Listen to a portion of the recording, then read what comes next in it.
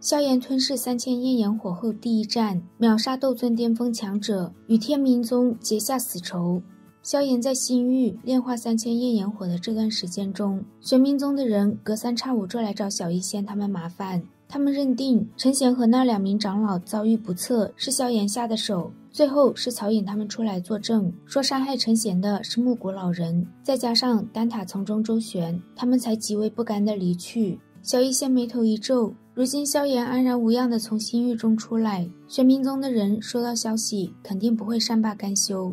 萧炎挥了挥手，若是玄冥宗的人再来找麻烦，他让小医仙等人不用再客气，那些家伙本来也不是什么好鸟。之后萧炎便再度开始闭关，他勤勤恳恳地修炼了7天，就突然被小医仙打断。这7天中，萧炎已经能够熟练地施展出附地印、掩天印，他也算是勉勉强强修炼成功了。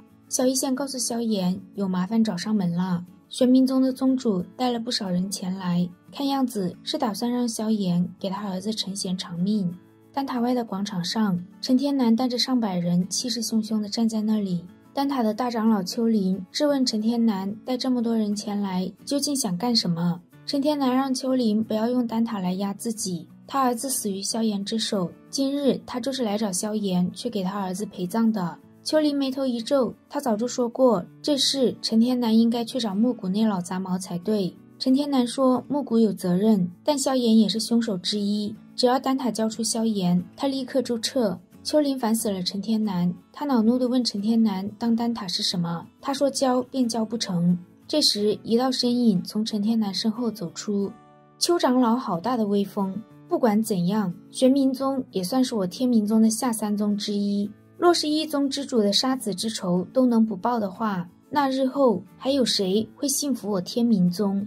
此人乃是天明宗号称一修罗的义晨，义晨号称是天明宗100年内最优秀的弟子，他在天明宗的地位，即便是一些长老见到他都得恭恭敬敬的，甚至他很有可能会成为天明宗的下一任宗主。天明宗培养弟子的方式极为血腥和残酷，他们每一代的真传弟子在修炼到某个层次后便会进入宗门禁地厮杀，只有走出禁地的人才会成为宗门真正的核心弟子。义晨是他这一代唯一活着走出禁地的人，如今看起来才30岁左右的他已经达到了斗宗巅峰，甚至他已经隐隐有半只脚踏入斗尊的趋势。天明宗以吞噬别人血肉来增强自己实力的功法虽然霸道，但却有着不小的后遗症。所有修炼这等功法达到巅峰之人，无一例外最终全都死在反噬之中。丘陵望着义晨再次重复之前的话，让他们去找木谷老人算账。天明宗当然不敢找魂殿这个比他们还凶的势力。陈天南狡辩地说，如果不是萧炎将他儿子打成重伤，他们绝对能逃出木谷的毒手。今日此事若是没有交代，他玄冥宗绝不会善罢甘休。义晨在一旁说，这些年丹塔和魂殿对立，他天明宗可一直保持着中立，若是有些事解决不好的话，或许会将一些暗中的盟友推向对方。丘陵脸色一变，义晨基本算是天明宗的下一任宗主，他的话丘陵做不到完全不理会，但他依旧没有松口将萧炎交出去。义晨说他们可以看在丹塔的面子上不强行要人，今日他在这里摆下擂台，请萧炎出来略作切磋，殊不知这位名声大噪的丹会冠军可有胆量接下。丘陵刚想出声，萧炎就出现在他面前的空间，轻笑着接下了义晨的擂台。丘陵反应过来后，连忙让萧炎不要受挑拨，义晨可不是个好东西。见萧炎说自己不可能拒而不战，丘陵就知道以萧炎的傲气，今日之事已经不可能再调和。这时他身后的曹颖突然出声，酥酥麻麻地说着，萧炎加油。义晨偏过头看向陈天南，说他来出手。陈天南表示，只要义晨能杀了萧炎，日后天明宗宗主选举之时，玄冥宗便站在他这边。义晨望向萧炎的目光十分火热，他对萧炎这位丹会冠军的血肉可是十分感兴趣的。天明宗的一修罗，萧炎也有所耳闻，他自新域出来后便再未出过手，现在义晨送上门当视角时，他自然不会拒绝，毕竟这些年他见过太多天才了。义晨并没有达到横扫年轻一辈的地步。义晨脚掌猛地一跺，一个足有20丈左右的石台出现，他笑着说，以此台为界，出现者书。萧炎点头后，奕晨眼中闪过一抹赤红。在他的身形诡异消失后，萧炎一记极具力道的鞭腿狠狠地对着身后的空间飞踢。奕晨接下萧炎这一腿后，便掌为爪，磅礴的血红斗气自他体内暴涌，显然他想要以最快的速度斩杀萧炎。萧炎施展出嗜血化骨手，在这股恐怖的吸力下，萧炎体内的血液突然变得紊乱，犹如要破体一般。3000连星火顺着那股吸力暴涌而出。奕晨抓着萧炎脚踝的手掌瞬间焦黑，他舔了舔嘴唇，浓郁的血芒将萧炎包裹，他体内的血液瞬间有种要冲破血管的感觉。萧炎肩膀猛地一震，那股波动在接触到紫褐色火焰后自动消散。奕晨眼中闪过一抹凝重，为了避免横生枝节，他施展出天冥宗的秘法，蒸发自己体内的血液，短时间内将力量暴涨。将你的血肉交给我！奕晨的手爪直接狠狠抓向萧炎的心脏。萧炎一脸恶心的让他滚，一股属于九星斗宗的气息在这一刹爆发而出。奕晨一惊，不等他回过神，一道被紫褐色火焰包裹的拳头撕裂空间，将奕晨打得连连退后了好几步。奕晨稳住身形后，双眼阴沉地盯着萧炎。此刻的他非常嫉妒萧炎。他虽然看起来才30，但真实年龄远不止30。他比萧炎多了10年的修炼时间，但两人之间的差距却只有1星半点。